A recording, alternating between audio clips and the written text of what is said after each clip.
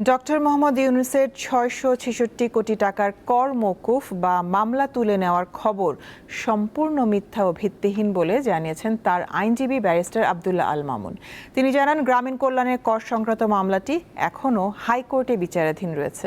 মঙ্গলবার হাইকোর্টে এক ব্রিফিংয়ে ব্যারিস্টার মামুন জানান, ২০০৪ থেকে ২০১৭ সাল পর্যন্ত চুক্তির ভিত্তিতে পাওয়া মুনাফার ওপর গ্রামীণ কল্যাণ এরই মধ্যে ১৫% হারে উৎসে কর বা ট্যাক্স অ্যাট সোর্স পরিশোধ করেছে।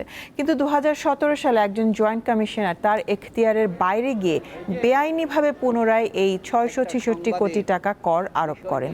এর বৈধতা চ্যালেঞ্জ করে গ্রামীণ কল্যাণে দায়ের করা দুটি রিট মামলা বর্তমানে হাইকোর্টের একটি বেঞ্চে শুনানির অপেক্ষায় রয়েছে।